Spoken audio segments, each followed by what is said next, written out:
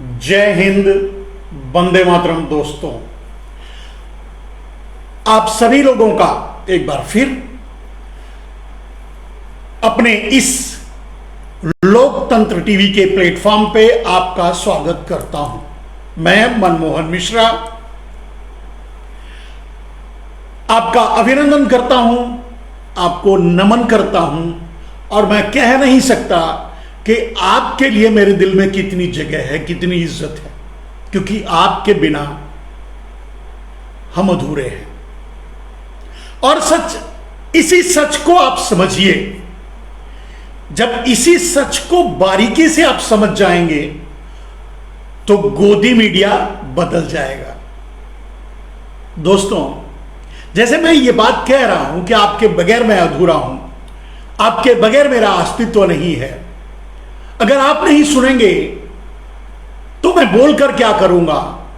यही बात छोटे से लेकर बड़े चैनलों तक लागू होता है। आप इस बात को समझिए। तो जिस दिन आप अपनी ताकत को समझ जाएंगे, ये बात इसलिए मैंने कही कि जिस दिन आप अपनी ताकत को समझ जाएंगे उस दिन कोई भी आपका कुछ नहीं बिगाड़ सकता। देश सुधर जाएगा, समाज सुधर जाएगा और ये गोदी मीडिया के नाम से चलने वाले जो चैनल है ना, वो भी रास्ते पर आ जाएंगे, सुधर जाएंगे मेरे दोस्त, वो भी बदल जाएंगे। उसके लिए आपको अपनी ताकत दिखानी होगी और वो ताकत ये है। अभी कुछ दिन पहले, एक दो दिन पहले मैंने जो लाइव किया था उसमें आपसे अनुरोध किया था मेरे दोस्तों कि एकदम से चैनल देखना छोड़ ही दो।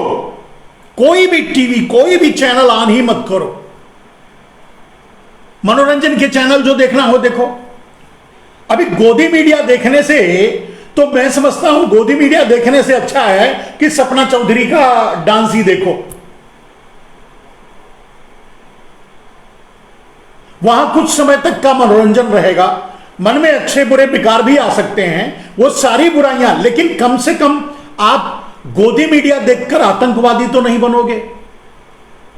आप गोदी मीडिया देखकर लिंचिंग मास्टर तो नहीं बनोगे। आप गोदी मीडिया देखकर अपने ही देश को बेचने वाले का समर्थन तो नहीं करोगे।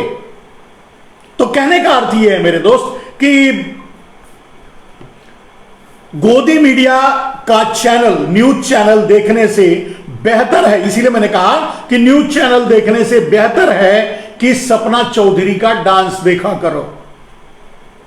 तो आप कहोगे साधु संत आदमी तिलक उलक लगाकर आप ये क्या बोल रहे हो, लेकिन ये है कड़वा लेकिन सच है।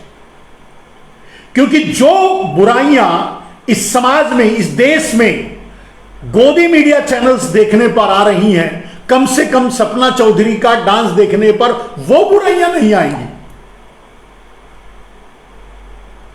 आपके चरित्र में थोड़े बदलाव आ सकते हैं, थोड़ी गिरावट आ सकती है सपना चौधरी का डांस देखने से, लेकिन यह तो गारंटी है कि आप आतंकवादी नहीं बनोगे।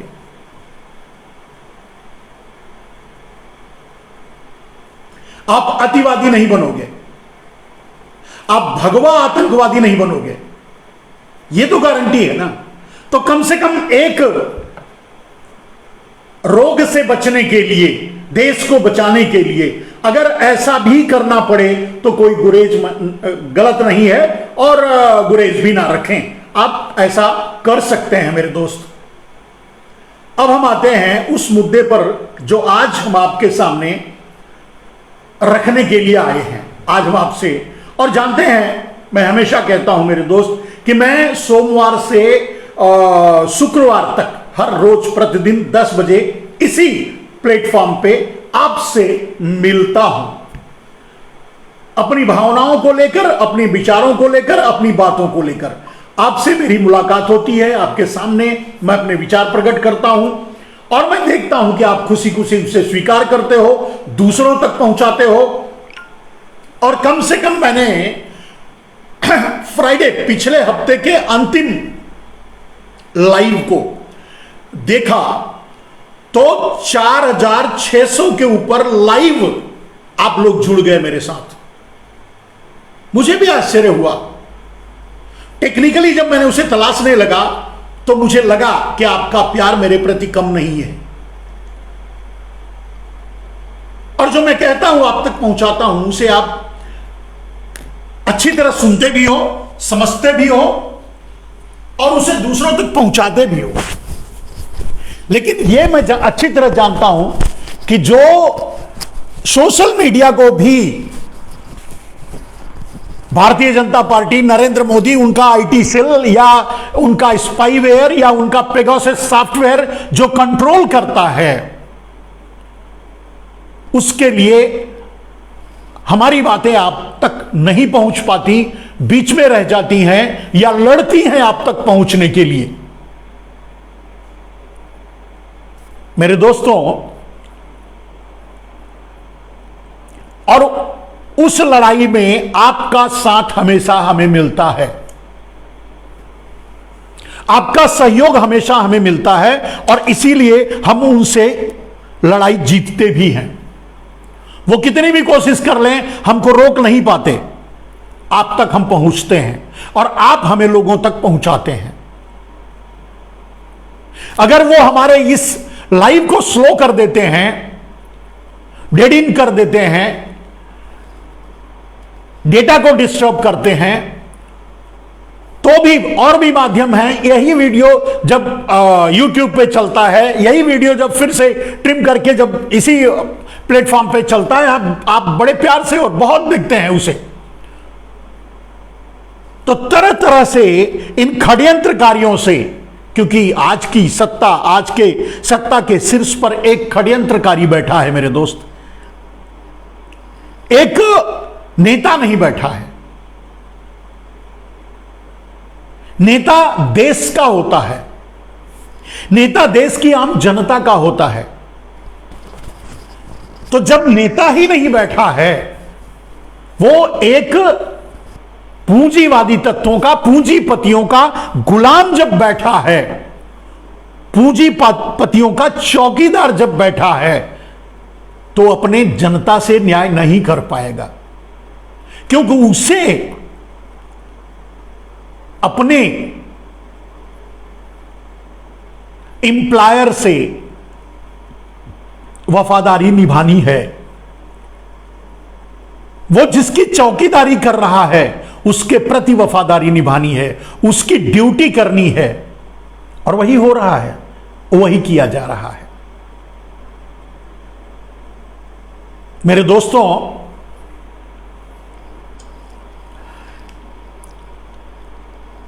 आप सभी से मैं अनुरोध करूंगा कि इसे अधिक से अधिक लोगों तक पहुंचाएं, शेयर करें, ग्रुप में शेयर करें। और आप जानते हैं कि हम आपकी बातों को बड़ी गंभीरता से लेते हैं। आप जो सवाल पूछते हैं उसको प्रॉपरली हम जवाब देते हैं, आपका उसे पढ़ते हैं, और अभी भी हम वही कर रहे हैं। मेरे दोस्त, मैंने पोस्टर डाला था आपके लिए, आपको शेयर किया था एक पोस्टर कि हम किस विषय पर आज बात करेंगे। वो विषय था कि देश में मोदी जी के कुशल नेतृत्व, एक व्यंग है कि देश में मोदी जी के कुशल नेतृत्व के कारण अमीरों की अमीरी और गरीबों की गरीबी दोनों का विकास हुआ है, और दोनों का विकास समानांतर रूप से हुआ है, समान रूप से हुआ है। जितनी तेजी से अमीरों का पैसा बढ़ा, अमीरों की अमीरी बढ़ी, उतनी ही तेजी से गरीबों की गरीबी बढ़ी। तो अक्सर जब यह सवाल आ रहा है अब, और देश पूछ रहा है कि विकास कहां है, विकास पैदा क्यों नहीं हुआ, विकास आया क्यों नहीं, विकास के बारे में जब लोग सवाल करते हैं तो उन्हें मैं बताना चाहता हूं कि विकास हुआ है। हम आप शायद उसे पकड़ नहीं पा रहे हैं, समझ नहीं पा रहे हैं, और जिस विकास की बात नरेंद्र मोदी ने कहा था, शायद वही विकास हुआ है। उन्होंने अपना वादा बखूबी निभाया है। उनका वादा था सबका साथ, सबका विकास, सबका विश्वास। अब नया नारा है, विश्वास भी जोड़ दिया है। तो सबका साथ, सबका विकास और सबका विश्वास। अब उसको समझ लीजिए, उन्होंने कहा था। अब वो कहा था, उसका मतलब क्या है? अक्सर लोग मतलब को, नरेंद्र मोदी जो कहते हैं उस मतलब को गलत तरीके से ले लेते हैं। क्योंकि पहले उन्होंने कहा था कि मैं चौकीदार हूं, तो पूरा देश तालियां बजाने लगा, मैं भी चौकीदार, मैं भी चौकीदार, मैं भी चौकीदार।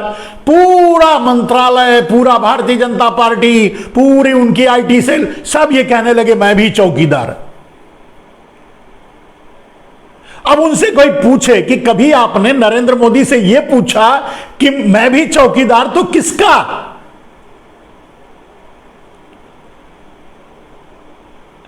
तो जब पता चला कि नरेंद्र मोदी ने जब यह नारा दिया था कि मैं भी चौकीदार, मैं चौकीदार हूं, तो जब पता चला कि ये तो अडानी के चौकीदार हैं, अंबानी के चौकीदार हैं। अब जब ये अडानी और अंबानी के चौकीदार हैं मेरे दोस्त, तो आपके लिए क्या करेंगे? आप कुछ समझ सकते हो? और जब अडानी और अंबानी के चौकीदार हैं हमारे नरेंद्र भाई, हमारे प्रधानमंत्री जी, और आप उनके साथ कंधे से कंधा मिलाकर कहते हो कि मैं भी चौकीदार, मैं भी चौकीदार, तो आप भी बन गए चौकीदार अडानी अंबानी के। इसलिए आपको बात भी समझ में नहीं आई। तो उन्होंने जो कहा वो किया, जो और उसको, उस वादे को निभाया मेरे दोस्त। और वो वादा यही था, सबका साथ, सबका विकास। तो विकास कैसे हुआ वो समझिए। आज यही डाला है मैंने कि देश में मोदी जी के कुशल नेतृत्व के कारण, अब मोदी जी से बढ़िया और कुशल कोई शासक तो होगा नहीं, तो मोदी जी के कुशल नेतृत्व के कारण अमीरों की अमीरी और गरीबों की गरीबी, दोनों का समानांतर विकास हुआ है। आज दोनों आसमान छू रहा है। गरीब बद से बदतर हो गया। 55 पोजीशन पे थी देश की भूखमरी, भारत में भूखमरी 55 पोजीशन पे थी अंतरराष्ट्रीय मानक में। और जानते हैं अभी क्या है?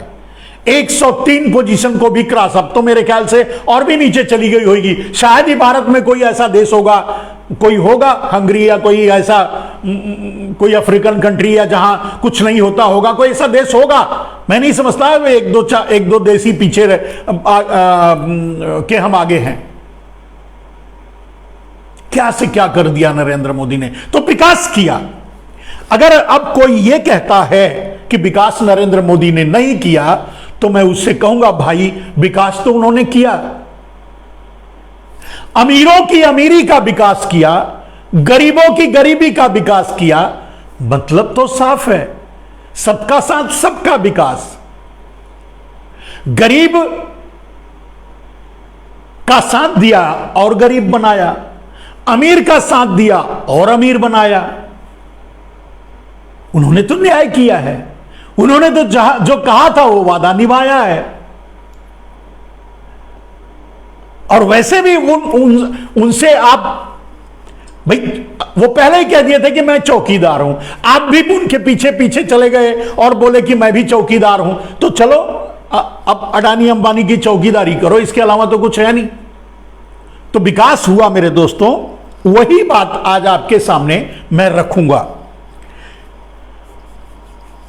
कि मोदी जी के कुशल नेतृत्व के कारण अमीर अमीर अमीर अमीर से अमीर हुए। और जैसा कि आपने कुछ दिन पहले सुना होगा कि हमारे अडानी भाई तो विश्व पटल पर छा गए हैं। वो मार्क जुकरबर्ग फेसबुक का जो है और दूसरे जो ठचर बंधु, पता नहीं कौन कौन, जितने भी दुनिया के पूंजीपति हैं उनकी कतार में जाके खड़े हो गए। हो सकता है उनसे आगे भी निकल गए हों। तो विकास कैसे नहीं हुआ आप बताओ? भले ही लाखों लाख लोग भारत के मर गए, उनके रिकॉर्ड के अनुसार 4 लाख से ऊपर लोग 4-5 लाख से ऊपर मर चुके हैं, लेकिन कितने मरे हैं ये तो आप जानते हो, आपके घरों में मरे हैं, आप अच्छी तरह जानते हो। तो लाखों लाख लोग भले ही मर गए, लोग भूखों से मरते रहे, लोगों को कफन नहीं मिला, लोगों को स्वास्थ्य सुविधाएं नहीं मिली, लोगों को ऑक्सीजन नहीं मिला, लोग हाफ हाफ करके कुत्ते की मौत मरे और कुत्ते की तरह ही पानी में फेंक दिए गए, जहां से कुत्ता घसीट कर किनारे लेके आया और इस देश के सरकार की पोल भी खोला। अंतिम संस्कार तक भी नहीं हो सका मेरे दोस्तों, बालू में दफना दिया गया, नीचे 2-2 फीट गड्ढा करके डाल दिया गया, उस पर चादरें चढ़ा दी गई। जब वो चादरें अपनी कहानी कहने लगी तो उन कब्रों पर से, वो कब्र कहेंगे जो भी कहेंगे, जिनको दफनाया गया था, तो वो उन दफन मुर्दा जो मृत्यु को प्राप्त हो चुके हैं, उनके कफन को भी इन्होंने घसीट लिया, खींच लिया, उतार लिया।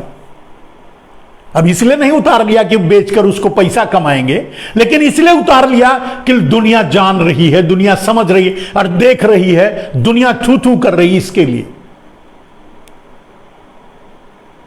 तो विकास तो किया, आपका विकास हुआ, आप गरीब हुए, आपका विकास हुआ, आपको मौत मिली, आपका विकास हुआ, आपने आत्महत्या की, आपका विकास हुआ, आपके बाल बच्चे पढ़ाई लिखाई सब तहस नहस हो गया, आपका विकास हुआ। यह विकास ही है। उधर अमीरों का विकास हुआ, अडानी की संपत्ति बढ़ी, जयशाह की संपत्ति बढ़ी, अंबानी की संपत्ति बढ़ी, और जितने भी मोदी के भाई बंधु हैं गुजराती चोर, उनकी संपत्ति बढ़ी। और गरीब दाने दाने के मुहताज होने लगा, महंगाई कमर तोड़ने लगी, गैस का सिलेंडर आसमान छूने लगा, पेट्रोल डीजल के दाम हमारे नरेंद्र मोदी उम्र से भी ऊपर हो गया। यह ताना नरेंद्र मोदी ने ही दिया था मनमोहन सिंह को कि रुपए की गिरावट और मनमोहन सिंह की उम्र में कंपटीशन चल रहा है। अब तो रुपए की गिरावट उनकी भी उम्र पार कर चुका है। मेरे दोस्त, इतिहास के सारे रिकॉर्ड टूट चुका है, चाहे वो रुपए की गिरावट हो, चाहे जीडीपी हो, चाहे विकास हो, चाहे वो भूखमरी हो, चाहे वो गरीबी हो, चाहे वो बेरोजगारी हो, हर चीज में नरेंद्र मोदी ने रिकॉर्ड तोड़ा है मेरे दोस्तों। तो आज मुद्दा वही है। ऐसा क्यों हुआ मेरे दोस्त? नरेंद्र मोदी के कुशल नेतृत्व के कारण अगर ऐसा हुआ तो ऐसा क्यों हुआ? जो नरेंद्र मोदी ने कहा सबका साथ सबका विकास, कहीं उसमें कोई झोल तो नहीं? मेरे दोस्त, ऐसी बहुत सी बातें आपके सामने मैं रखूंगा और एक तरफ अमीरों की अमीरी विकसित हुई, गरीबों की गरीबी विकसित हुई। अब इस विकास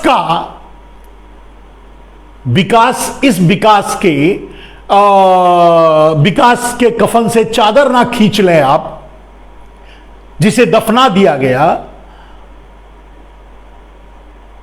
तो साजिशें रचते हैं नरेंद्र मोदी।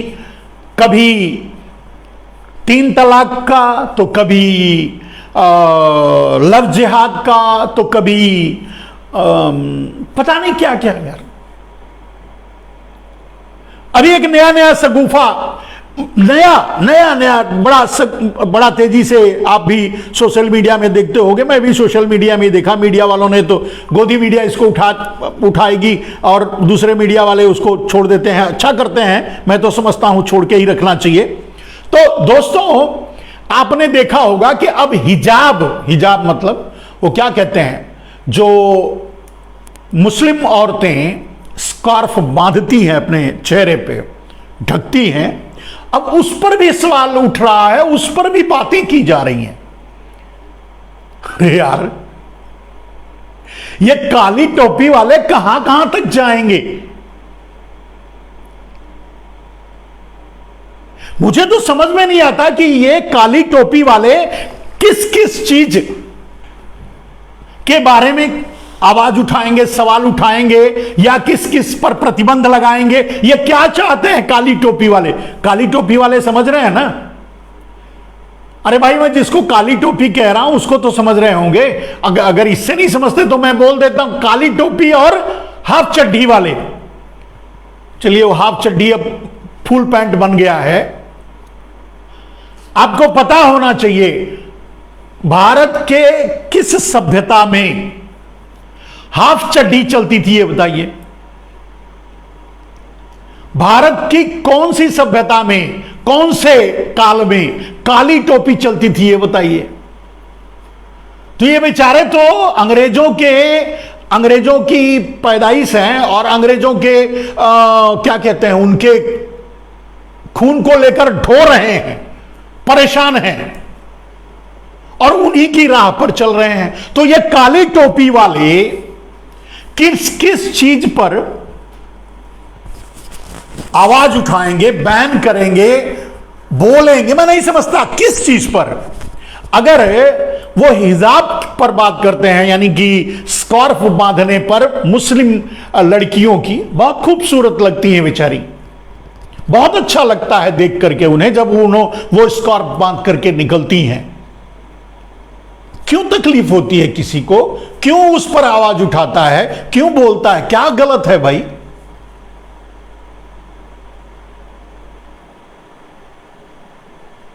अभी सन्नी लियोनी नंगी होके चलती है, उसको तो भारत रत्न देने वाले हो, पता नहीं दे भी दो तो कोई भरोसा नहीं है।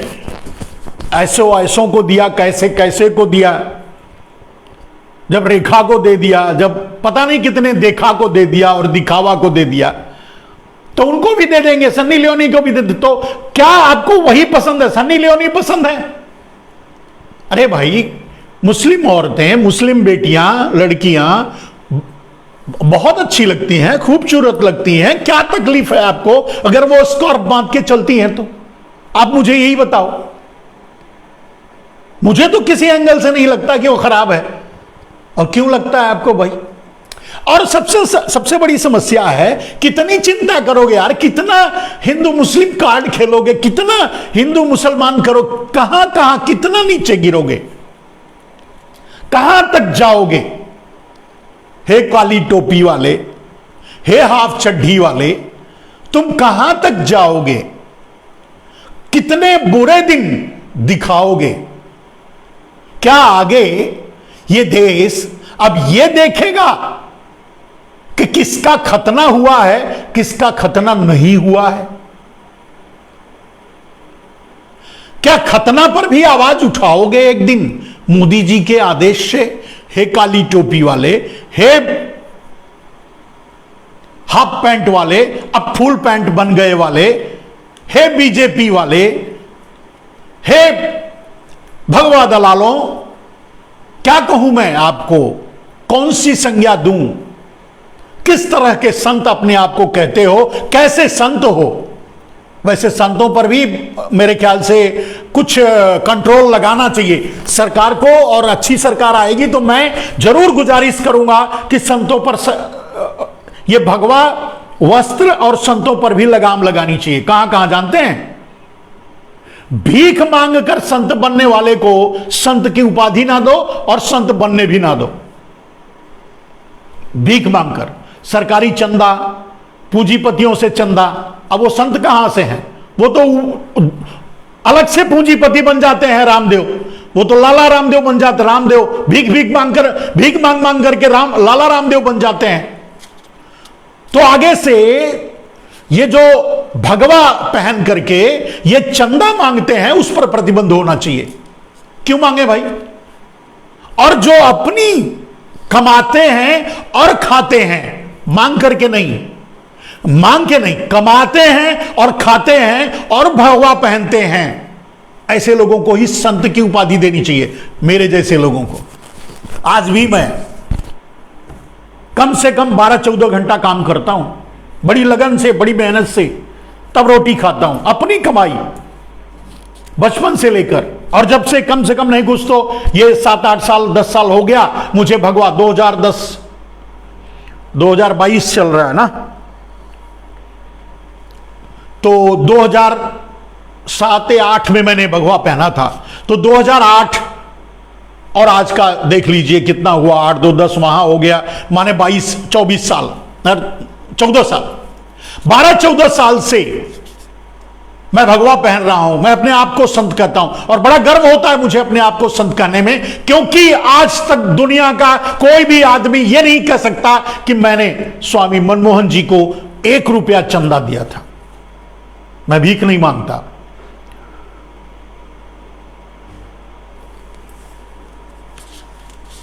तो ऐसे लोगों को संत की उपाधि देनी चाहिए जो कम से कम अपने मेहनत की कमाई खाते हो, दलाली ना करते हो।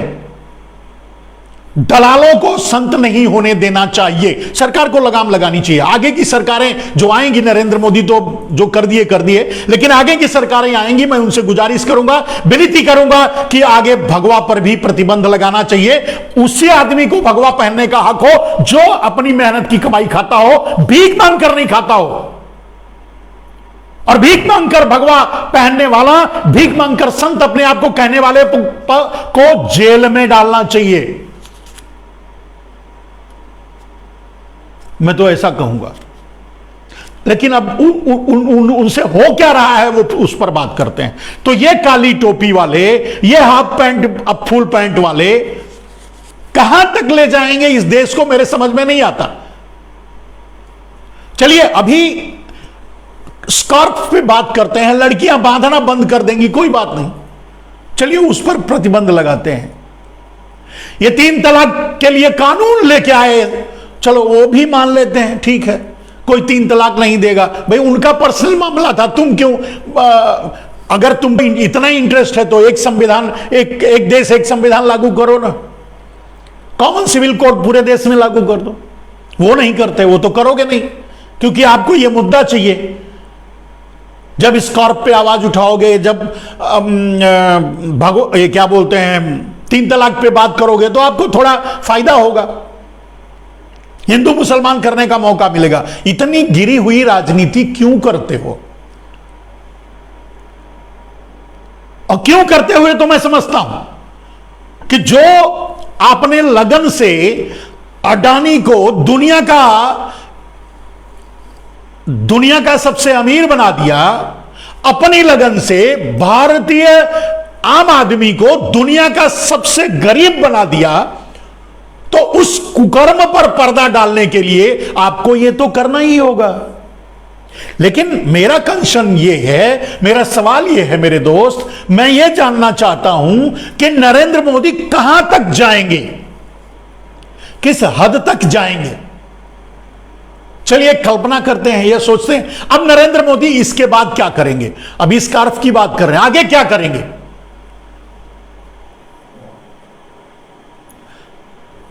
मैंने एक मुसलमान भाई से बात कर रहा था, तो मैं बोला अब ये अगला क्या करेंगे। तो बोला हो सकता है सर कि ये खतना पर बैन लगाएं। तो मैं बोला खतना पर बैन तो लगा सकते हैं, कोई बात नहीं, अब अगला यही बचा है कि खतना पर बैन लगाएंगे। अब प्रश्न ये उठता है कि खतना पर बैन लगाएंगे तो जो आगे आने वाली पीढ़ी है उसका खतना नहीं करने देंगे, लेकिन जिनका हो चुका है उनका जोड़ेंगे कैसे? नहीं मतलब कैसे करेंगे ये काली टोपी वाले और हाफ पैंट वाले क्या ट्रिक लगाएंगे, कैसे जोड़ेंगे फिर से? आप मेरी बात को समझ रहे होंगे। मतलब मैं उनकी गिरावट की बात कर रहा हूं, मैं इतने निचली बातें नहीं करना चाहता, नहीं करता, लेकिन वो जो सोच रहे हैं उसको मैं आपके सामने रख रहा हूं। और जो मुस्लिम भाई ने कहा कि अब ये खतना पर जाएंगे, तो मेरी कल्पना आगे बढ़ी, सोचने लगी कि ये काली टोपी और हाफ पैंट फुल पैंट वाले क्या करेंगे, खाकी पैंट वाले, खाकी फुल पैंट वाले और काली टोपी वाले आगे क्या करेंगे, कितने हद तक जाएंगे।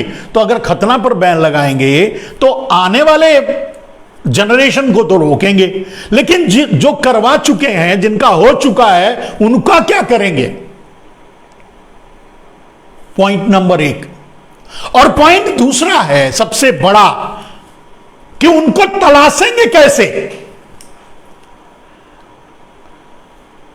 तो क्या नरेंद्र मोदी आगे चल करके ये काली टोपी, काली टोपी फुल पैंट वाले और नरेंद्र मोदी, भारतीय जनता पार्टी आगे चल करके क्या इस मिशन पर काम करेगी, क्या खोल के दिखाओ अभियान चलाएगी। नहीं, ऐसी बातें नहीं कहनी चाहिए, लेकिन अब बात क्या आती है बताओ, अब इसके बाद क्या करेंगे। बात तो यही आती ना, अगर खतना पर बैन लगाते हैं, चलो ठीक है, अगर खतना भी गलत मानते हैं, जिस तरह स्कार्फ गलत मानते हैं, इसको मानते हैं, उसको चलो खतना पर भी बैन लगाते हैं, तो करेंगे क्या। तो क्या ये खोल के दिखाओ अभियान चलाएंगे। क्या ये खोल के दिखाओ अभियान जो चलाएंगे उसकी जिम्मेदारी काली टोपी और हाफ पैंट वाले, माने फुल पैंट वाले, खाकी पैंट वालों को देंगे। तो क्या ये काली टोपी वाले, हाफ पैंट वाले, फुल पैंट वाले आगे चल करके जगह जगह घूम घूम करके हर आदमी, क्योंकि पता तो है नहीं, अब अगर एक मुसलमान भाई है हमारी तरह ही, अगर भगवान ही पहना, नॉर्मल कपड़े पहन लिया, तो कैसे पता चलेगा कि वो मुसलमान है। अब उसका खतना हुआ है कि नहीं हुआ है यह देखने के लिए काली टोपी वाले क्या करेंगे, उसकी चड्डी उतारेंगे, चड्डी उतार के देखेंगे, देखकर निर्णय लेंगे कि ये इसका हुआ है कि नहीं हुआ है, बैन लगाना है। ठीक है, अगर देख ही लिए, चलो देख लिए खोल करके, तो मैंने पहली बात तो ये खोल के दिखाओ अभियान चलाएंगे। नहीं, मैं कल्पना कर रहा हूं, मतलब ये इतना इस हद तक नीचे गिर रहे हैं अपने व्यवहार में, अपने आप अपनी राजनीति को बचाने के लिए, चमकाने के लिए, अपने पापों पर पर्दा डालने के लिए, अपने विकास पर पर्दा डालने के लिए, अपने अडानी अंबानी को बचाने के लिए, अपने मेहुल चोकसी, नीरव मोदी को बचाने के लिए, अपने चोरों को बचाने के लिए नरेंद्र मोदी, भारतीय जनता पार्टी, ये सरकार, काली टोपी वाले, फुल पैंट वाले कहां तक नीचे गिरेंगे, मैं यही समझ नहीं पा रहा हूं कितना। तो इसीलिए कहना पड़ रहा है कि क्या खोल के दिखाओ अभियान शुरू करेंगे, क्योंकि उनको तो सबका देखना पड़ेगा। अभी मान लीजिए एक मुसलमान है, अब वो आम हिंदू, आम सबके कपड़े लगभग सेम ही होते हैं, थोड़ा बहुत इधर उधर होता होगा। नरेंद्र मोदी कहते हैं ना कि कपड़ों से पहचान लेते हैं, हम तो कपड़ों से पहचान लेते हैं, तो नरेंद्र मोदी कपड़ों से पहचान लेते हैं, तो चलो मुसलमान भाई भी साधारण हिंदुओं जैसे कपड़े पहनना शुरू कर देते हैं। तब कैसे जानेंगे कि इनका हुआ है कि नहीं हुआ है। तो क्या करेंगे, तो क्या इस काली टोपी और फुल पैंट वालों को इस ड्यूटी में लगाएंगे, खोल के देखो अभियान, तो उनको सबका देखना पड़ेगा।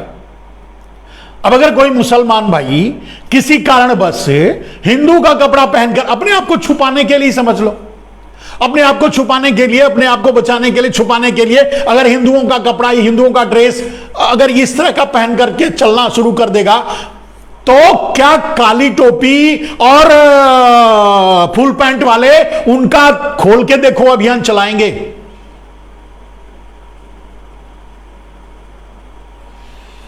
अच्छी बात है, खोल के देखो भी अभियान चलाना पड़ेगा, वो दूसरा कोई रास्ता नहीं है, क्योंकि बहुत से लोग हैं, हम कहते हैं बहुत से लोग हैं जो भेष बदल के ही रहने लगेंगे, तब क्या कर लेंगे।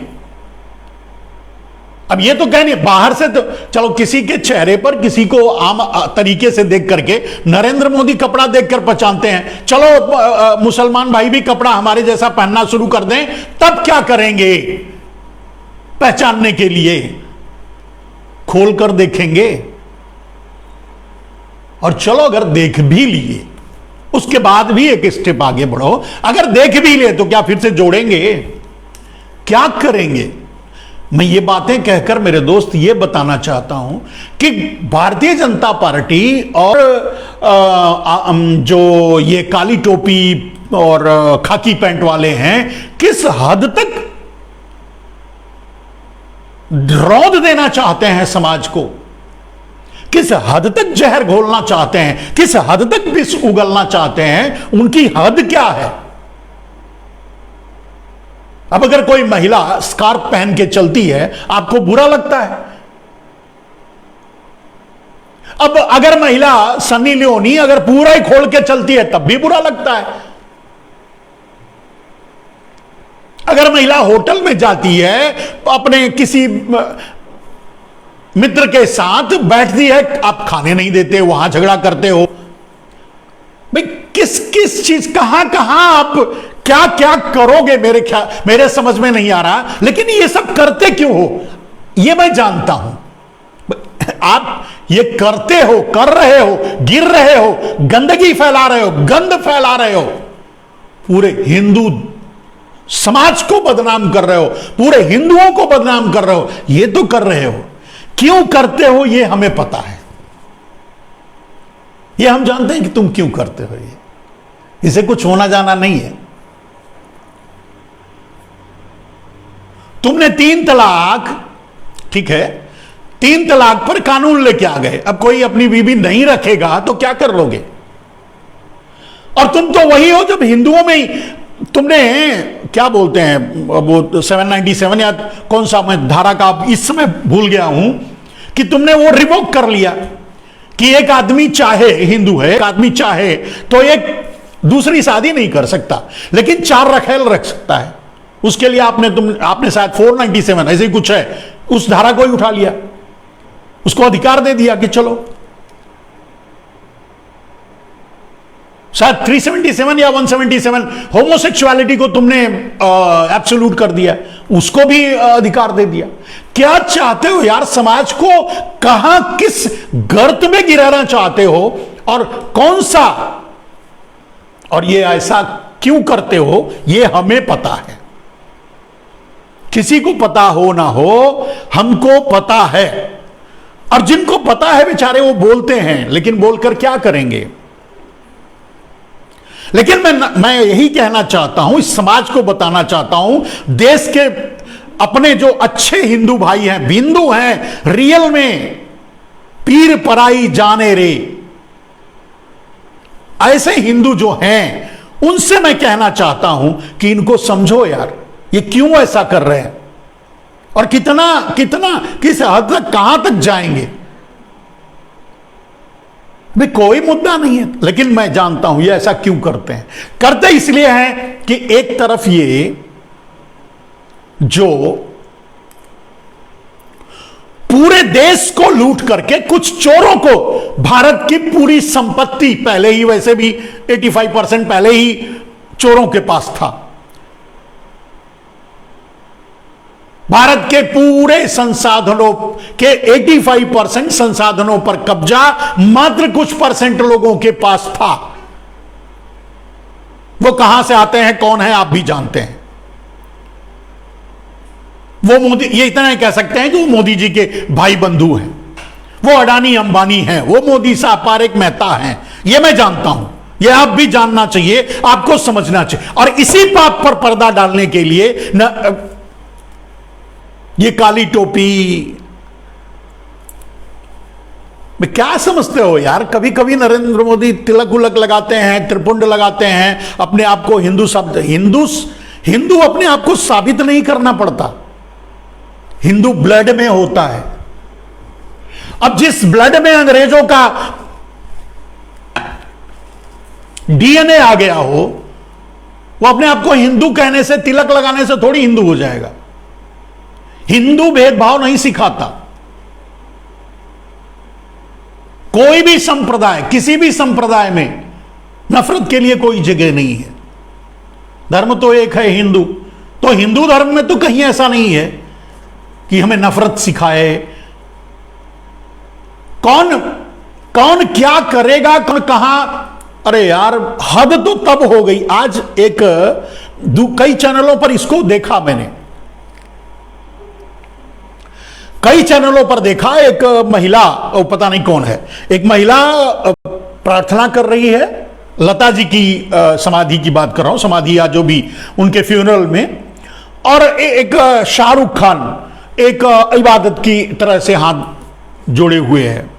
वो काफी फोटो वायरल भी हुआ, अच्छा लगा।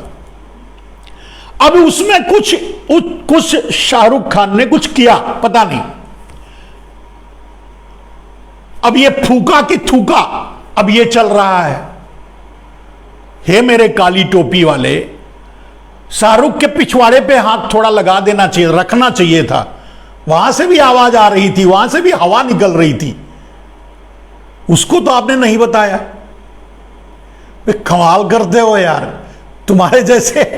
तुम्हारे जैसे लोगों को पता नहीं किस दुनिया से आए हो। तुम्हें हम कौन सी उपाधि दें, तुम्हें क्या कहें, हम खुद ही नहीं समझ पाते। But it's miracle. Shahrukh Khan फूका कि थूका। अब ये कोई न्यूज है, ये कोई विषय है, कोई बात का तरीका है? तो पीछे हाथ लगाए होते तो ये भी पता चलता कि उसने पादा कि नहीं पादा। नहीं, कहना पड़ रहा है ऐसा, क्योंकि ये इस हद तक बातें कर रहे हैं। तो पिछवाड़े हाथ लगाए होते तो वहां भी आवाज आती या थोड़ा हवा निकलता तो पता चलता पादा कि नहीं पादा। किसी चीज में भी गिरने की हद होती है भाई। मैंने इतना 60 साल की मेरी उम्र हो गई है, 60-62 साल की, इतना राजनीति में इतनी गिरावट तो मैंने नहीं देखी थी जितना ये काली टोपी वालों ने गिरावट कर दी और मिलावट कर दी, खराब कर दिया एकदम से। मैंने अभी उदाहरण दिया ना कि क्या करेंगे। अब ये आगे चल करके खोल के देखो अभियान चलाएंगे, नरेंद्र मोदी उसको क्या कहेंगे, टीवी चैनल पर आकर के 8 बजे रात डिक्लेयर करेंगे कि कल से जो भी आदमी बाहर निकलेगा वो उसके सामने काली टोपी वाला खड़ा होगा और कहेगा कि खोल के दिखाओ। मतलब उसको क्या कहेंगे वो, खोल के दिखाओ।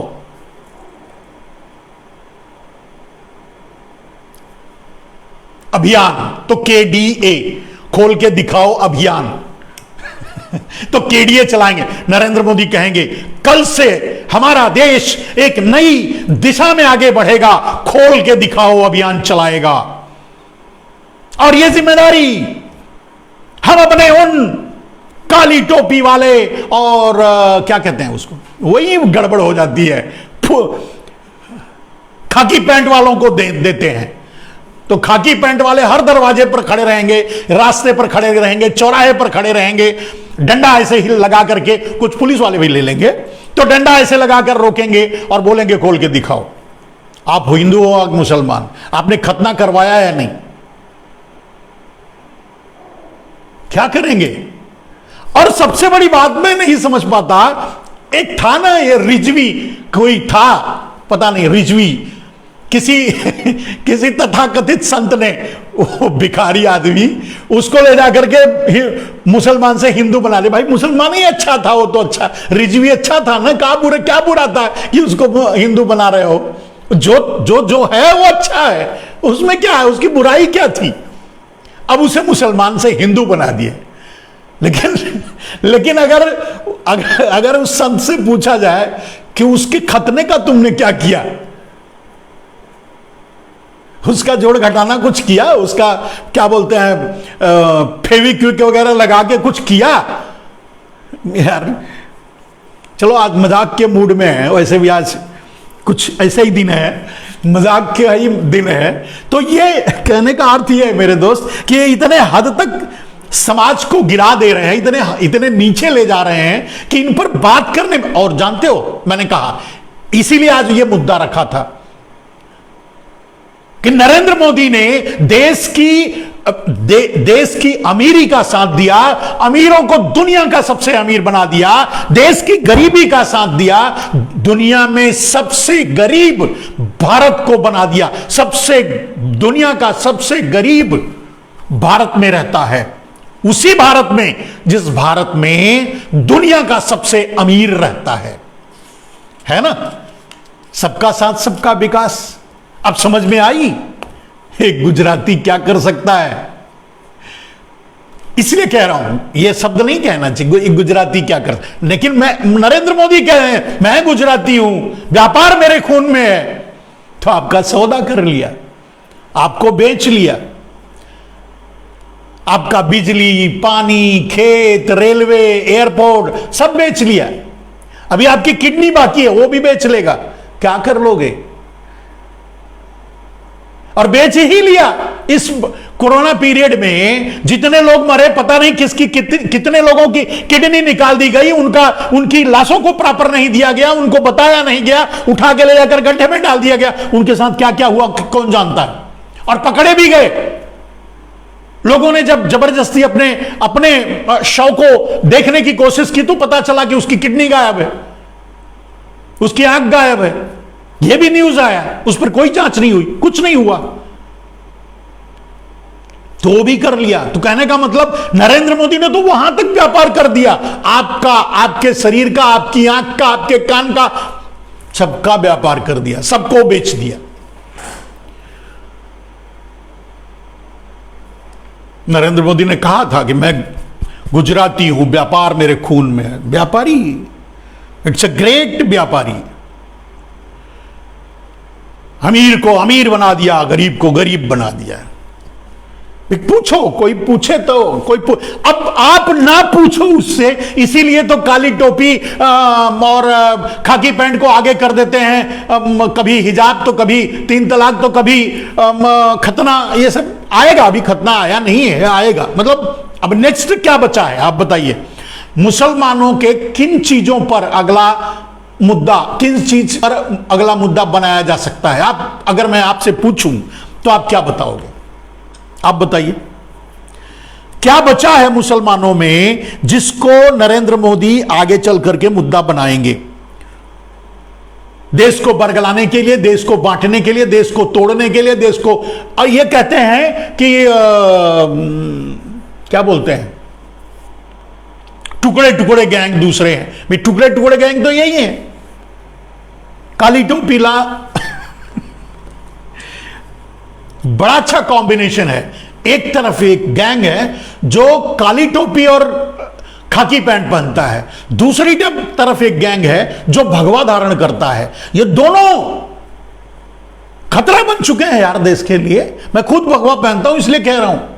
और मैं कहता हूं कि कुछ चीजों पर प्रतिबंध, मैं खुद इस बड़ी जिम्मेदारी से बात कह रहा हूं कि भगवा में कुछ शर्तें होनी चाहिए और कुछ जिम्मेदारी होनी चाहिए। और पहली जिम्मेदारी यही होनी चाहिए कि कोई भी भगवाधारी भीख नहीं मांगेगा। अगर भीख मांगना है तो दूसरे कपड़े पहन के भीख मांगो, भगवा की ऐसी तैसी मत करो। चंदा ही मांगना है ना, भीख ही मांगना है ना, तो मांगो ना, कुछ दो, आओ कुछ और कपड़े पहन लो। बहुत से वस्त्र हैं पहनने के लिए। भगवा को क्यों बदनाम करते हो? भगवा को क्यों भिखारी साबित करते हो? भगवा को क्यों आतंकवादी साबित करते हो? भगवा को क्यों बदनाम करते हो? अगर अंपायर ही बनना, खड़ा करना है, भीख मांग करके संपत्ति ही खड़ी करनी है, अगर नेताओं की दलाली ही करनी है, अगर नेताओं का स्टेट एजेंट बनना है, तो क्यों भगवा पहनते हो? जो पहनते हैं भगवा, मैं उनसे सवाल कर रहा हूं। और यह पहली शर्त होनी चाहिए, भगवा पहनने की यह पहली शर्त होनी चाहिए कि वह आदमी अपनी मेहनत की कमाई खाता हो, कहीं भीख न मांगता हो। यह पहली शर्त होनी चाहिए। किसी भिखारी को अगर देखो भगवा पहने तो ले जाओ, उसको उठा लो, गलत है, बदनाम मत करो। हिंदू धर्म को इतने नीचे मत ले जाओ, भगवा को इतना कलंकित मत करो। अब यह मत कहना कि कुछ लोग पहनते हैं, कुछ बुरे होते हैं, कुछ अच्छे होते हैं। यह सब बात नहीं है, गलत है। और बहुचर्चित लोग हैं जो आज दावा करते हैं कि हमारे पास 20,000 करोड़ आ गया, हमारे पास पता नहीं कितना,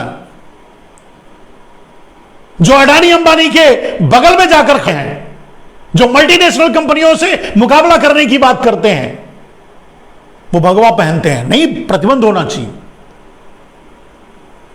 संत वही होगा, भगवा वही पहनेगा जो पहली शर्त वो कभी किसी से भीख न मांगा हो। भीख मांगने वाले को भगवा पहनने का अधिकार नहीं। भीख मांगने वाले को, भीख मांगने वाला भिखारी है, और भीख वही मांगता है जो नकारा है, नहीं काम करता वो भीख मांगता है।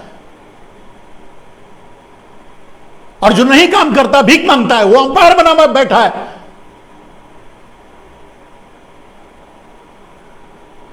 इस हद तक हिंदू धर्म का मैं कहता हूं, मतलब हिंदू धर्म का सर्वनाश करने वाले हमारे हिंदू ही रहे हैं। वो हमारे हिंदू ही थे जो अकबर की सेना में शामिल होकर के आम हिंदुओं को मुसलमान बनने पर मजबूर किया। वो हमारे हिंदू ही थे।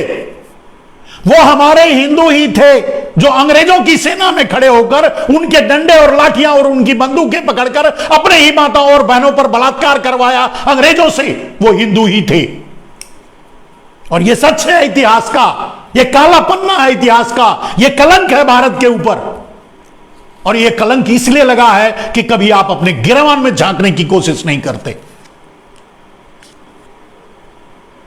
और जब अपने आप को झांक नहीं पाते, अपने आप को देख नहीं पाते, अपने आप को समझ नहीं पाते, तो गांधी को गोली मार देते हो। गांधी को गोली मारने की जरूरत क्यों पड़ी? क्योंकि आप अपना मुकाबला नहीं कर पा रहे थे, अपना चेहरा देख नहीं पा रहे थे आईने में। क्योंकि आपने देश की आजादी में भाग नहीं लिया था, क्योंकि आप दलाली कर रहे थे अंग्रेजों की, क्योंकि आप दलाल थे अंग्रेजों के। और उसी अपने कलंक को छुपाने के लिए गांधी को मार दिया। मार दो, कितने गांधी को मारोगे? हर कोई मरने के लिए आता है, एक न एक दिन तो मरेगा। मुझे भी मार दोगे, मार दो। कितने को मारोगे?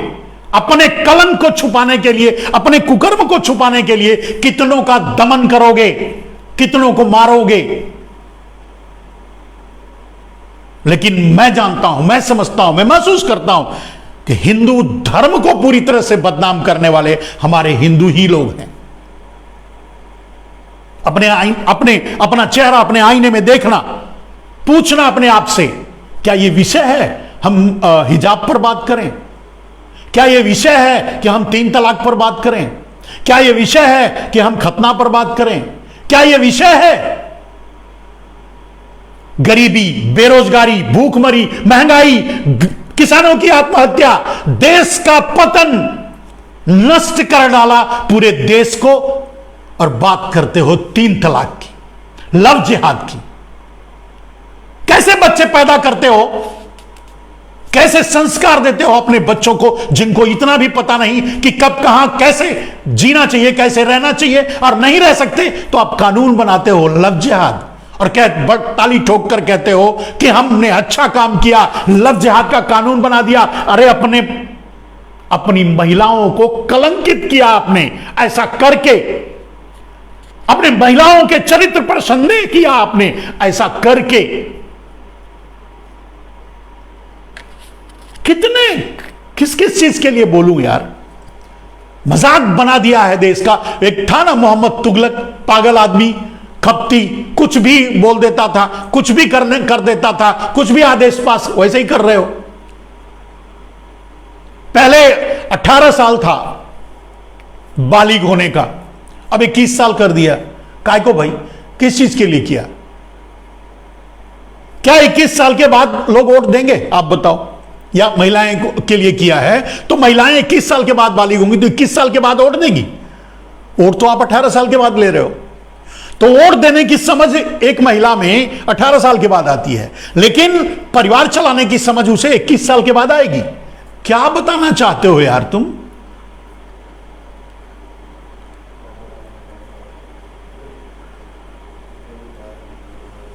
शादी वो 21 साल के बाद करेगी, हैं? बालिग वो 18 साल में हो जाती है और वो तुम्हें वोट देने के लिए, लेकिन शादी करने के लिए वो 21, वो शादी 40 में करे, क्या फर्क पड़ता है? लेकिन जो जो पहले था 18 साल बालिग होने का और शादी महिलाओं की शादी का, वो गलत कहां था? कौन सी? तो इसे क्या कहेंगे? मोहम्मद तुगलक ही कहेंगे ना। ऐसे तुगलकी फरमान तो एक पागल ही दे सकता है। कोई तर्क, कोई लॉजिक आप बताओ। अगर आपके साथ आपके लोग कोई बता सकते हैं क्या इसके पीछे क्या तर्क क्या है? बच्ची 18 साल के बाद बालिग होगी आपको वोट देने के लिए, ठीक है, और शादी करने के लिए 21 साल के बाद होगी। अब 18 से 21 3 साल, मतलब 21 साल के पहले वो शादी करे तो गलत है।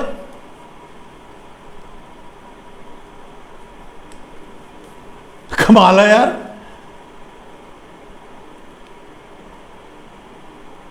कमाल है, तुम रणवे रह गए तो सबको रणवा रखना चाहते हो। अगर किसी की इच्छा है कि भाई 18 साल के बाद शादी करे, तुमसे क्या, तुम्हारा क्या होता है? 18 साल है तो है, चलो ठीक है। 13 साल पहले था बालिग होने का, 18 साल कर दिया गया, वो सही है मेरे ख्याल से, उतना तक तो सही है। अभी 21 साल, अभी 21 साल किए हो, आगे चल करके क्या करोगे? 25 साल कर दोगे? फिर शादी ही मत करो, ऐसा कर दोगे? भाई गरीबी के लिए कुछ करते नहीं, बेरोजगारी के लिए कुछ करते, मजदूर 2 करोड़ रोजगार देने की बात की है। 2 करोड़ रोजगार हर साल देने की बात करके नरेंद्र मोदी प्रधानमंत्री बने। 2 करोड़ रोजगार हर साल तुमने आम आदमी का छीन लिया। माने जो देने की बात की थी वो लेने की। अब ये कह सकता हूं कि शायद तुमने यही कहा होगा उस समय, सुनने में लोगों को गलती लगी होगी कि तुमने 2 करोड़ हर साल 2 करोड़ रोजगार दूंगा, ऐसा नहीं कहा होगा। मेरे ख्याल से तुमने यह कहा होगा कि हर साल 2 करोड़ रोजगार लूंगा, ऐसा ही कुछ हुआ होगा ना। किसानों की आय तो 2000 कम से कम ठोकते ठोकते 2022 किसानों की आय 2 गुनी कर दोगे। अरे यार, किसानों की आय 2 गुनी करने की बात करके पूरे किसानों की जमीनी छीनने पर उतर आए किसान बिल ला करके। आज भी तुम्हारे लोग, तुम नरेंद्र मोदी कहते हो कि किसान बिल अच्छा था, अब भी आज मैं नरेंद्र मोदी मेरे सामने, पूरी मीडिया के सामने बहस कर लो, अगर मैं किसान बिल को ड्रैकोनियन कानून, सबसे गंदा, सबसे खराब, एकदम से गलत, साजिश से भरा अगर ना साबित कर दूं तो वहीं स्पॉट पे मुझे फांसी दे देना। कोई तर्क ही नहीं है यार। अब किसान बिल में तो 2-3 लाइन ही काफी है बोलने के लिए। जैसे तुमने कहा कोई भी भंडारण कर सकता है। जो जमाखोरी देश के लिए कलंक है, देश की महंगाई का कारण है, उसे आप सही कह रहे हो। और आप साथ में यह कहते हो कि छोटे किसानों को फायदा पहुंचाएगा। क्यों? छोटा किसान भंडारण करेगा? अभी छोटे किसानों को 15-20 लाख जो पहले वादा किया था देने वाले हो क्या, कि बाद में उनको 15-20 लाख आ जाएगा सबके खातों में, तो वो खुद भी खरीद करके भंडारण करेंगे, बाद में जब दाम बढ़ जाएगा तो बेचेंगे? क्या आइडिया है आपका? यही है? नहीं, ऐसा तो नहीं होगा, ऐसा तो नहीं हो सकता। आप सोचते ही हो और अडानी अंबानी को के लिए, तो आप यहां ऐसे कैसे सोच सकते हो आम आदमी के लिए? क्या, क्यों, बताओ ना। एक पॉइंट, मात्र एक पॉइंट आपके किसान बिल में आपके पूरे नेचर को, मतलब आपके पूरे व्यापार को जाहिर करता है, आपके खून को, आपके डीएनए को साफ कर देता है। जिस इतिहास से लेकर आज तक मैं एक ही बात सुनता आया कि जब शॉर्टेज होता है बाजार में, उसका दाम बढ़ जाता है, व्यापारी उसको दबाकर रख लेते हैं। इसे कहते हैं जमाखोरी, जो एफसीआई कंट्रोल करती थी। अब आप लाइसेंस देना चाहते हो जमाखोरी का और कह रहे हो देश अच्छा चलेगा। मजाक है यार क्या? मैं ये कई बार बोल चुका हूं, ये बात ये समझ में नहीं। एक आपका एक पॉइंट ही काफी है आपकी बात को काट देने के लिए। आप आ जाओ मैदान में, डिबेट कर लो। अभी मुझे जेल भेज दोगे तो कहां से डिबेट करोगे? जेल मत भेजो, डिबेट कर लो भाई, फिर बातों का जवाब दो।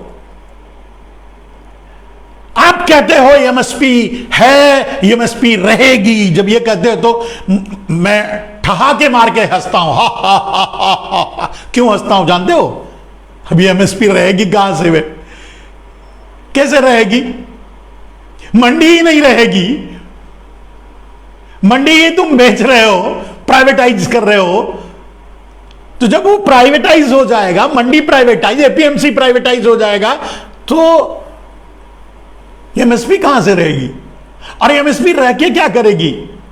तुम्हारा तीसरा कानून तो यह है कि कॉन्ट्रैक्ट फार्मिंग लागू होना चाहिए, तभी विकास करेगा देश। ठीक है, तो जब कॉन्ट्रैक्ट फार्मिंग लागू होगा, खेतों से सबका अनाज व्यापारियों के पास चला ही जाएगा, तो क्या बेचेगा किसान आपकी लंगोट? किस किस चीज का आप एमएसपी दोगे? यानी एमएसपी के लिए झूठ बोल रहे हो, मजाक कर रहे हो, अभी भी मजाक कर रहे हो। एपीएमसी रहेगी, एपीएमसी रहेगी अडानी अंबानी के लिए। जब बेचना ही है तो एपीएमसी रहे ना रहे क्या फर्क पड़ता है? और सबसे बड़ी बात, जब कॉन्ट्रैक्ट फार्मिंग पर अनाज जब व्यापारी का हो ही जाएगा, तो एपीएमसी में बेचेगा क्या? मंडी में ले जाके बेचेगा क्या? किसान कहां जाएगा? और आप सब तुर्रम पर तुक्का ये है नरेंद्र मोदी, आप ये कहते हो कि छोटे किसानों के फायदे। अभी भी मेरे ख्याल से आजकल आपने, आज या कल कहीं आपने बोला कि छोटे किसानों के भले की क्या कर रहे हैं। अभी पता नहीं कौन से प्रवक्ता हैं जो सुन लेते हैं और वो चैनल वाले चुपचाप रह जाते हैं। मुझसे मिलता ही नहीं कोई।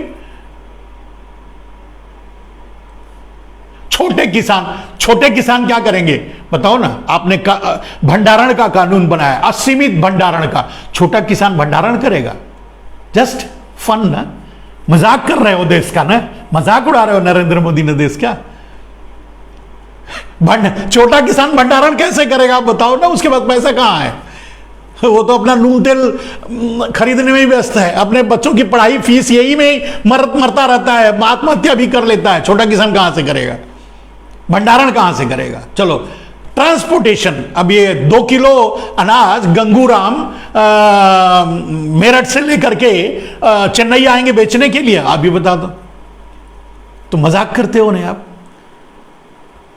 सबको छूट होगी, कोई कहीं भी जाकर के बेच सकता है, ऑनलाइन बेच लेगा। अरे भाई, गंगूराम का पूरा फैमिली कोई एबीसीडी नहीं पढ़ा है, तो कहां से ऑनलाइन बेच लेगा? मजाक करते हो ना? क्यों मजाक उड़ाते हो यार देश का नरेंद्र मोदी? खैर, ये देश ऐसा ही है। आप जैसे लोगों को ही अब भी आपको नरेंद्र मोदी जब करने वाले जिस देश में हो, हम कितना समझाएंगे? किसको समझाएंगे? कहां समझाएंगे? हम कहां तक पहुंचेंगे? और हमको तो पहुंचने भी नहीं देते। और कुछ जब हम पहुंचने लगते हैं तो उठा के जेल में डाल देते हो। पहुंचने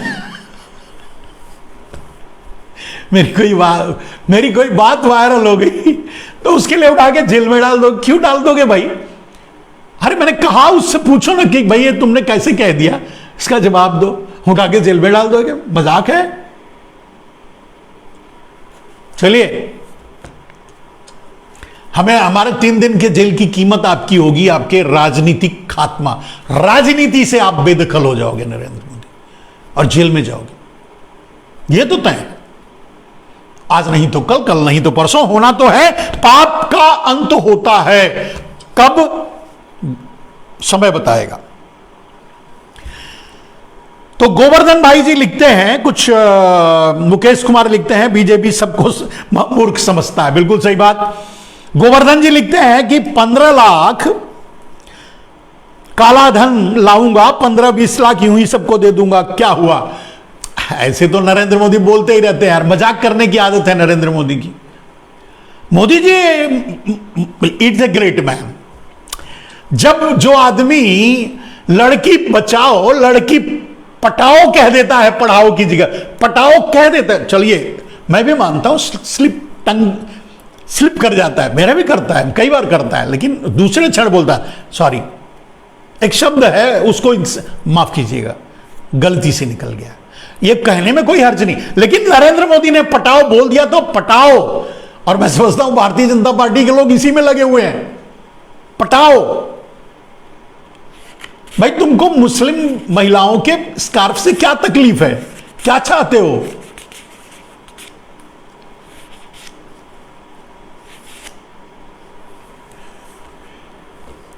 स्कार्फ बांधने वाली को पसंद नहीं करोगे, सनी लियोन को पसंद करोगे, जो चड्डी पहन के घूमती है, सब कुछ दिखाती है। किसको पसंद करोगे भाई? कौन आपको अच्छा लगता है? स्कार्फ पहनी हुए लड़कियां जब बाहर निकलती हैं, मुस्लिम लड़कियां, मैं बहुत अच्छा लगता है। क्या बुरा है उसमें? कौन सी बुराई है भाई? क्या तकलीफ है तुमको? ये तो ऐसे ही मैं आज मजाक के मूड में था, इसके लिए आपकी बात को ले लिया। ये सब चीजों पर नहीं बोलता मैं, मजा ही नहीं आता। मैं जानता हूं आपका ये क्या बोलते हैं, काली टोपी और ये वाले भी, काली टोपी वाले अपने आप को देशभक्त कहते हैं।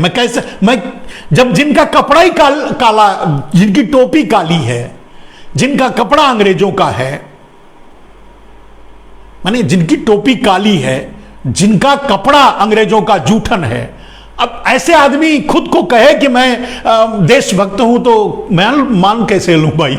मुझे तो नहीं समझ में आता कैसे देशभक्त। कुछ लोग मानते भी हैं। देव साहब कहते हैं, वेलकम स्वामी जी, यूपी वालों इस बार योगी भगाओ। अरे नहीं भाई, योगी बचाओ। अगर योगी इस पोजीशन में आ गए, ताल ठोकने लगे उत्तर प्रदेश में सरकार बनाने के लिए, और उनका मठ बीत गया, समझो मोदी की यही तो चाल है। तो योगी भगाओ मत कहो, योगी बचाओ कहो। योगी को बचा लो, उनका मठ बचा लो, उनका भगवा बचा लो, उनको कम से कम बचा के रखो। बेचारे इन गुजरातियों के षड्यंत्र में फंस गए हैं, सही बात बोल ही नहीं पाते, सही बात कर ही नहीं पाते, चाहते हो तब भी नहीं कर पाते। तो भगाने की जरूरत नहीं है, बचाओ। उनको भी बचाने की जरूरत है। बचाने की जरूरत तो हमारे नरेंद्र भाई को भी है। वो अडानी अंबानी की चौकीदारी कर रहे हैं। आपको शर्म नहीं आती? आप भारतीय कहते हो अपने आप को। मजाक कर रहा हूं, ऐसे बहुत ज्यादा सीरियस मत लेना। आपको शर्म नहीं आती? आप जिसे प्रधानमंत्री कहते हो, वो कहता है मैं चौकीदार हूं। ये नहीं कहता कि मैं अडानी अंबानी का हूं, कहता है मैं चौकीदार हूं। तो क्या करते हो यार, आप अपने प्रधानमंत्री को चौकीदार बना देते हो। शर्म नहीं आती है? इसके पहले हमने कभी अपने प्रधानमंत्री को चौकीदार बनने नहीं दिया था। आप तो भाजपा वाले हो, पता नहीं काली टोपी वाले और देशभक्त लोग हो, तो अपने प्रधानमंत्री को चौकीदार बना दोगे, और वो भी अडानी अंबानी का, और चुप रह जाओगे। तो मेरे भाई, बचाने की जरूरत तो आपके चौकीदार को भी है। उसकी नौकरी छुड़वाओ। वो कब तक उसको गुलाम बना के रखोगे अडानी अंबानी का? ये अच्छा नहीं है। वो आपका प्रधानमंत्री है, आपके प्रधानमंत्री हैं, उनकी अपनी इज्जत होती है, उनकी अपनी मर्यादा होती है। अब आप अपने प्रधानमंत्री से चौकीदारी करवाओगे, वो भी अडानी अंबानी की। मजाक तो ठीक नहीं है ये। बचाओ, सबको बचाने की जरूरत है, और बचा सकते हैं आप। मोदी जी की चौकीदारी, अब बताइए, अडानी अंबानी की चौकीदारी मोदी जी कैसे छोड़ेंगे? आप वोट मत दो, छूट जाएगी। तो बचाओ। मोदी जनता पार्टी और उनके आसपास खड़े किसी भी आदमी को वोट मत दो, उनको बचाओ। भगाओ नहीं, उनको बचाओ। अडानी अंबानी की नौकरी से बचाओ, काली टोपी वालों को अंग्रेजों की गुलामी से बचाओ। ये सब मिलाकर के जो हैं, जो भगवा भी इंफेक्टेड हो गया है, उनको बचाओ। कि वो भीख मांगना बंद करें, अपनी कमाई खाएं, मेहनत करें, उसके बाद भगवा पहने गर्व के। और सही संत की उपाधि आप भी जानते हो, शायद जनक जी को उनको कहा जाता है, जो गृहस्थ से थे। तो गृहस्थ होते हुए अपने बीबी बाल बच्चे का पालन करते हुए, हल जोतते हुए, खेती करते हुए, और सब कुछ अनाज खुद उपजाते हुए और उसे खाते हुए, अपनी मेहनत की कमाई खाते हुए, उसे संत कहा जाता है। तिलक लगा लिए, प्रपुंड लग लिए, लुंगी मार लिए और हाथ फैला रहे हैं, नेताओं की दलाली कर रहे हैं, ऐसे लोगों को आप संत मान लेते हो। जब ऐसे लोगों को संत मानोगे, कौन थे आसाराम? नरेंद्र मोदी के दलाली थे, नरेंद्र मोदी की बेनामी संपत्ति के वाहक। थोड़ा आंख दिखाए तो उठा के जेल में डाल दिया, पूरी संपत्ति हड़प ली। किसके पास है आज अथा आसाराम की संपत्ति?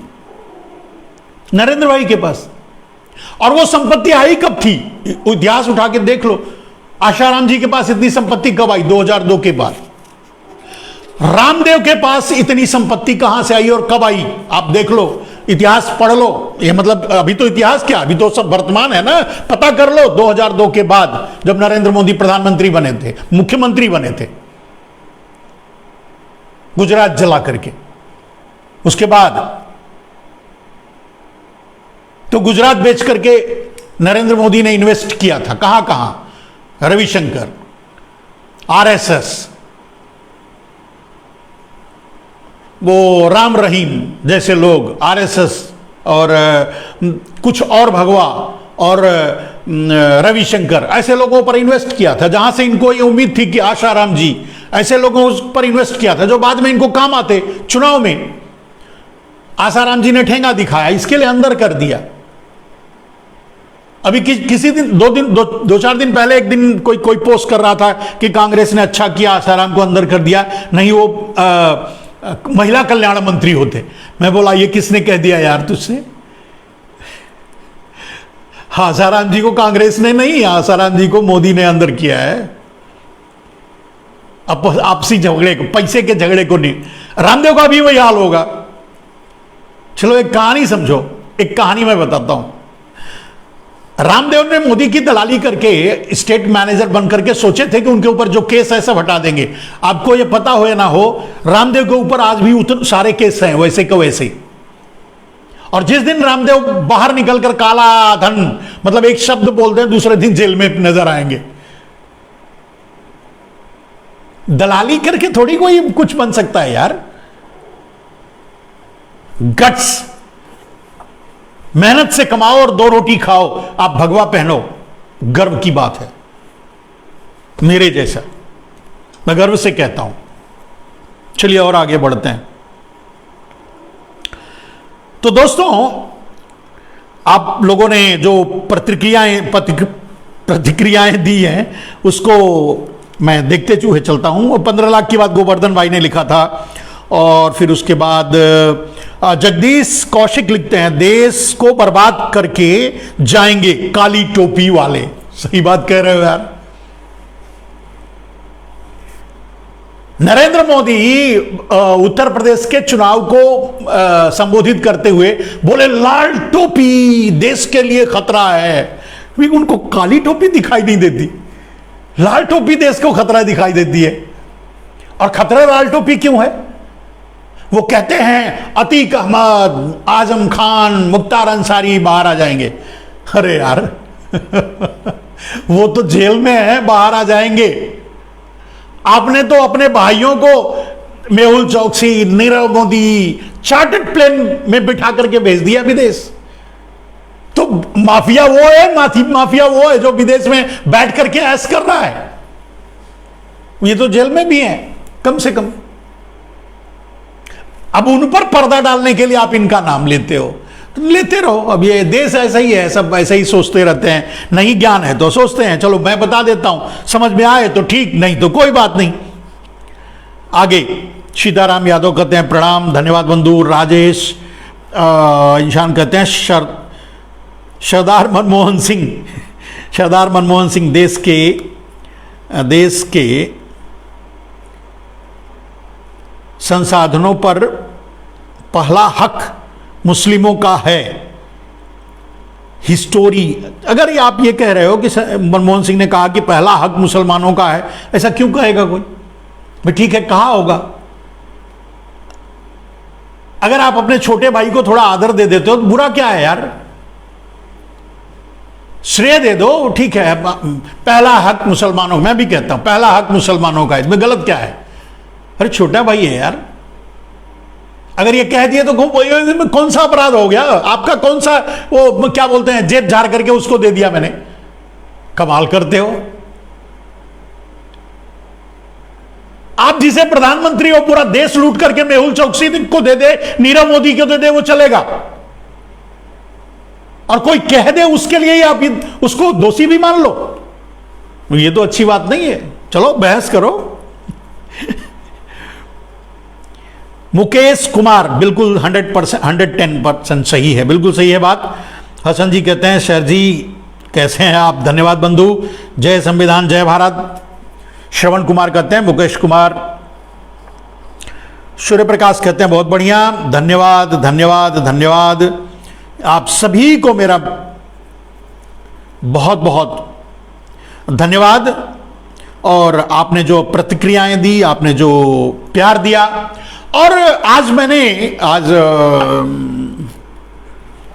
इसे जो भी कहें अंग्रेजी पद्धति के अनुसार आज मेरा जन्मदिन था, तो पोस्ट था, उस पर भी बहुत से लोगों ने अपनी प्रतिक्रियाएं दी, अब उन्होंने शुभकामनाएं भेजी। उनके लिए मैं बहुत बहुत मैं आभार प्रकट करता हूं, उनका प्यार मैं स्वीकार करता हूं, और मेरे दिल में उनके लिए बहुत जगह है।